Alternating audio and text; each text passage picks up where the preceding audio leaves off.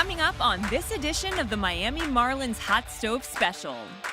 The Fish don't waste any time during the offseason when it comes to addressing their starting rotation. We wanted experience. We wanted someone who had success at the major league level. And in Edison Volquez, you have a world champion, a former All-Star. Moves continued to take place at the 2016 baseball winter meetings in National Harbor, Maryland, where both pitching and roster depth were priorities. We just have to build the best team we can possibly build. We'll also check in with Mr. Marlin himself, Jeff Conine, to find out what he's been up to during the offseason. I'm just holding on for dear life, trying not to lose my breakfast and stay conscious, and he's actually flying the plane, doing all these maneuvers. And finally, the Marlins are out and about in the community. See how the Fish are using their time and efforts to give back to South Florida. Getting the awareness early and making it known that it's not terrible to go to the dentist and take care of your mouth, and just trying to get that out there. That's all coming up on this edition of the Miami Marlins Hot Stove Special.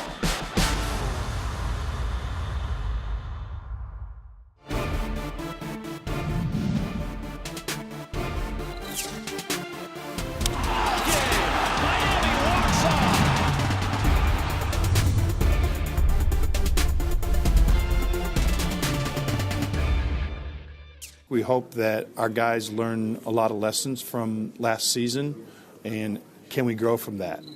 Hello, and welcome to the Miami Marlins Hot Stove Special from here at the 2016 baseball winter meetings in National Harbor, Maryland. I'm Jessica Blaylock. There's no question that nobody was prepared for the way that Miami's season ended this past year. On September 25th, the baseball world came to a grinding halt when news broke that Marlins ace Jose Fernandez had been killed in a tragic boating accident. Not only did the Fish lose a player with an undeniable passion for the game, but the passing of Fernandez left a major void to fill in the Marlins starting rotation, which is one of the issues the team is hoping to address this offseason. Knowing that pitching would be the focus, the first major move the Marlins made to improve their club prior to winter meetings was adding Edison Volquez to their staff. We're here to announce officially the signing to a 2-year deal to Edison Volquez. Everyone knows how the season ended for us and the challenges that we faced heading into the offseason and our desire to try to add pitching to help this ball club. We look at the group of men we have assembled in that clubhouse, and we're confident with the position player core that we have together. And we wanted to add a pitcher that we felt would fit in with what we're trying to do and help us get where we want to go. And that's a playoff team and to bring a championship here back to South Florida. Volquez came to Miami by way of Kansas City, where he won a World Series with the Royals back in 2015. I think Edison's a guy that, number one, wants to be here. I think he's got a home in Miami area. A guy that you said brings championship mentality. He just came out of Kansas City where they win a World Series. He's a guy still throwing the ball well. His numbers tell us that he's not regressing as far as velocities and things like that. A guy that's capable of giving us innings, something that we're going to need out of the front side of our rotation to be able to get us to the back without having to get to that pin too early. I'm going to try to do the best, to put some numbers. Like people don't think about Jose Fernandez. He's, like I said, he was one of the best pitchers in baseball at the time, and it's really a sad moment for me to talk about that. And I know how to feel because I was at the same place last year when I lost my dad in the World Series. And like I say, I just want to be me and pitch a lot of innings and get some wins to help the team to win, go back to the playoffs. So how do we replace Jose? We don't. Right? What are the expectations? We got to try to find a different way and be creative on how do we win games and how do we build our best pitching staff, but also what's best for our team. We wanted experience. We wanted someone who had success at the major league level, and in Edison Volquez, you have a world champion, a former All-Star, someone who we thought could overachieve. Someone who we felt didn't have his best year in 2016, but someone who we felt was primed to bounce back and have a great 2017. Throughout the course of his career, Volquez has racked up 89 wins to go along with over 1,200 strikeouts. But signing Volquez wasn't going to be enough to fulfill all of the Marlins' needs when it came to pitching. The team went into the 2016 winter meetings determined to make moves and be active. and that's exactly what they did. It just depends which route we go. Coming up next on the Miami Marlins Hot Stove Special, there's a new hitting coach in town. Bases loaded, and Palyarulo hits it high and deep to right. Way back, grand slam, we're going home. I think he can help our guys take that next step. The Marlins make some moves at the 2016 baseball winter meetings. Also, Jeff Conine takes us on the ride of a lifetime.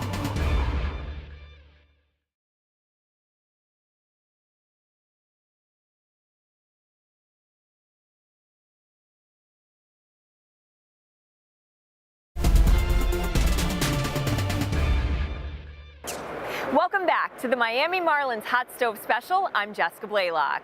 Teams around Major League Baseball are always focused on finding new ways to give themselves a competitive edge, and the Marlins are no different, which is just one of the reasons they hired Mike Palyarulo as their new hitting coach.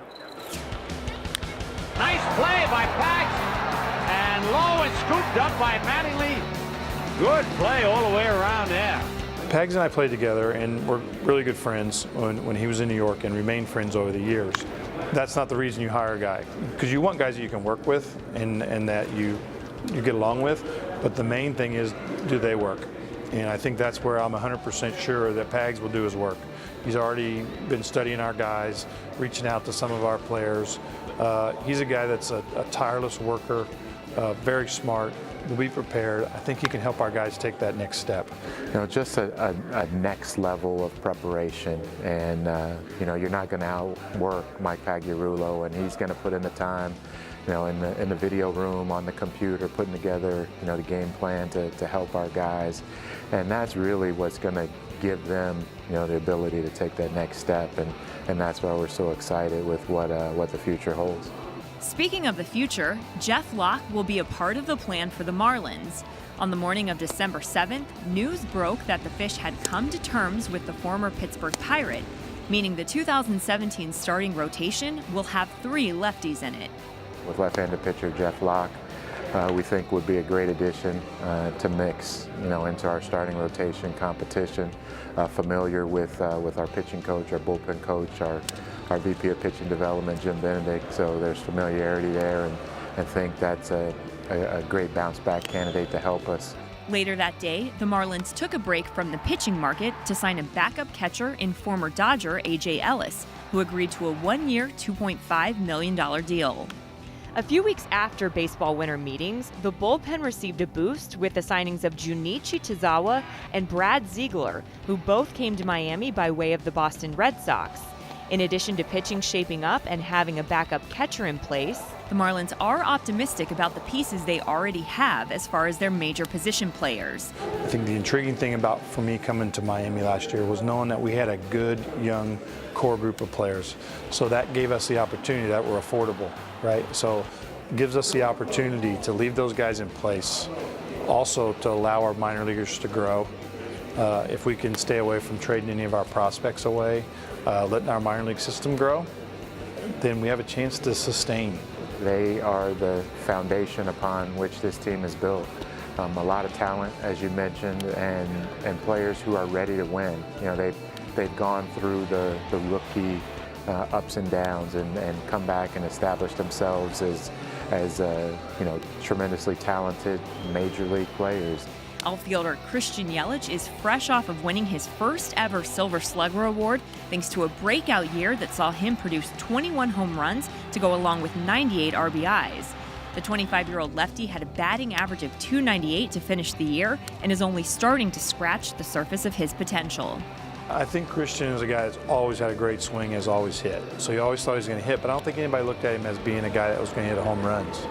And I think one thing we were able to see is that this guy has power. He's still getting better. He's just learning that. We think there's still more upside power-wise. I think he can do that.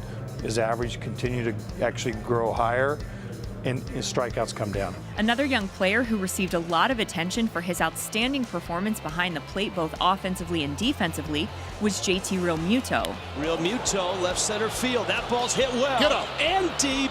And gone! The fellow 25-year-old has settled in as the Marlins' everyday catcher and was one of several players to finish the season with a batting average of .300 or better. He also has the quickest pop time in Major League Baseball and has a great chance of becoming an all-star one day. This kid's a leader. He's well respected in our clubhouse and on our team. I think he can be more forceful in what he wants from our pitchers and being a bigger part of that. JT is a great player, a guy that can run. You don't find catchers that run, hit, can throw, do all the things that he can do. And our young guys, did you speak of the Yelich's and Riamutos? These are young players that have had their adjustment periods at the Major League level, have come back and shown that they are talented players as well. These young players, combined with key veterans like Martin Prado, who signed a 3-year extension at the end of last season, will help anchor the Marlins lineup heading into 2017. I think it's time. You look at what happened in 2016 and the tone that Don Mattingly and his staff created, and their eyes are always on the prize, and that's getting to October and bringing a championship back to South Florida, and that's the standard that's been set. Still to come on the Miami Marlins Hot Stove Special, Mr. Marlin Jeff Conine hops into an F-16 to take a ride on the wild side. 9.2 Gs. That's a lot of body weight crushing down on you. Also, smiles follow Giancarlo Stanton and A.J. Ramos wherever they go.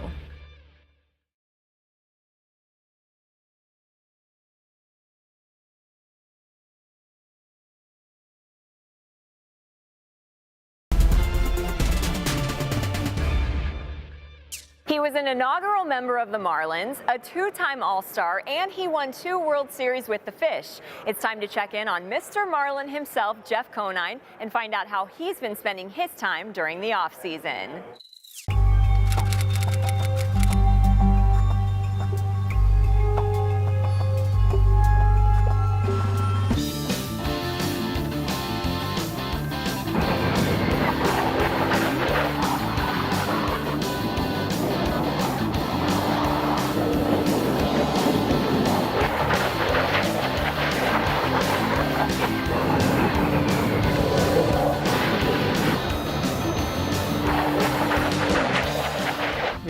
So I come down and take a look at these things, and oh yeah, they invited me to ride in one of them.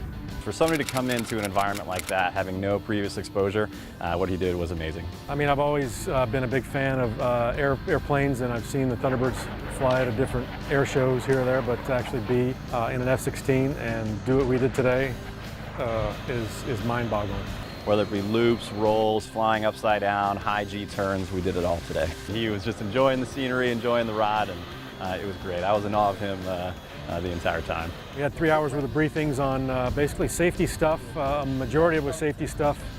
What happens when something goes wrong and you got to use the ejection seat and the parachutes. The command is going to be bail out, bail out, bail out, all right? And then I'll go ahead and pull the handle.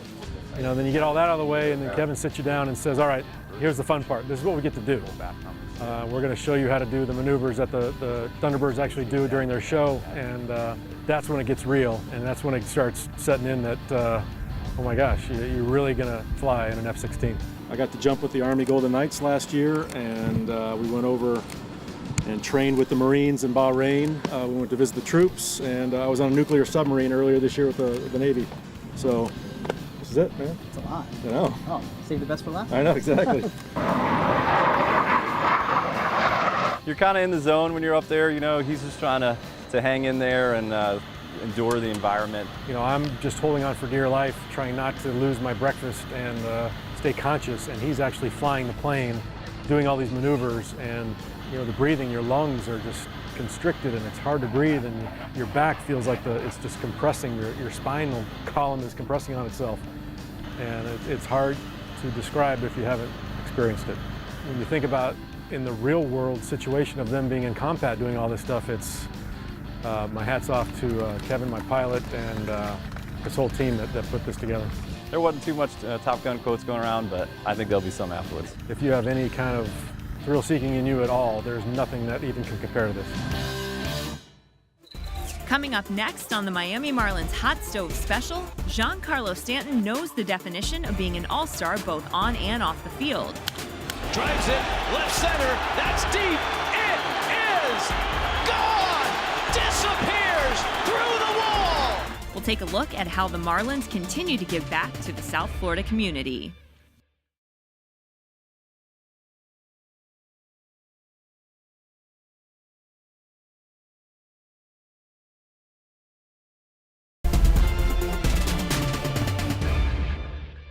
We're back on the Miami Marlins Hot Stove Special.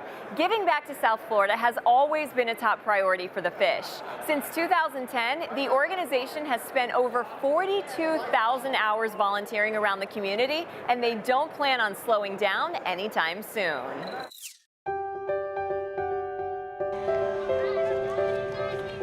So today is our second annual All-Star Smiles charity event. So we have 134 children, and a lot of them are in severe pain, and we're doing all of their dentistry for free today. And in conjunction with Giancarlo Stanton and Miami Marlins, we're providing all their dental care. Today we bused in some kids from Lenore B Middle School. We came up here, we gave them screenings 2 weeks ago to kind of gauge what they needed and the magnitude of the work that they're going to need done today. These kids have never been to a dentist before. They have pain, and some are chewing on one side of their mouth all day, and it's just getting the awareness early and making it known that it's not terrible to go to the dentist and take care of your mouth, and just trying to get that out there. Hey! How are we feeling? You're in good hands, all right? Yeah, I told you he's gonna come by. He's a little scared, Giancarlo. Okay, well, I'm gonna be here for you, all right? When you have players like Giancarlo Stanton and A.J. Ramos right there in the room with these kids, it means that their passion is really about the well-being of these kids. You know, flex our muscles and be strong, okay? After that, it's gonna be all downhill. They're very interested in their well-being. They're very interested in taking care of their dental health, because studies have shown how dental health helps kids in school. You have kids that have dental issues, it hurts them in school. And Giancarlo has seen that, and he wants to do something about it. We're having them draw and have some cool activities outside and make them feel comfortable when they come in with whatever they need, hold their hand or make them laugh, do some things that make it a good experience, make them want to take care of their dental hygiene and come back and continue it. And a lot of these children, 8 and 10 years old, they've never been to the dentist before. So this is their first visit. So imagine coming into a facility like this with A.J. Ramos and Giancarlo Stanton. So it really lessens the anxiety for the children, and they can actually have a dental experience that's going to transform the future for all dental experiences for them, rather than just going to like the Medicaid clinic where they're treated like an assembly line and they're scared. So this is a great experience for them, not only to get the dentistry done, but also show them how dentistry can be done in a private setting. A lot of kids you hear about just go to the dentist and they get scared. So trying to create an environment here so that it's easy and that they want to come back to you know, get some work done, and they really do need it. So being here and making it fun is a lot of fun. I'm ready. Marlins Ayudan has been great. They came out, Billy's here, you know, everyone's been very welcoming and enjoying this moment and just helping out any way they can, so it's been great.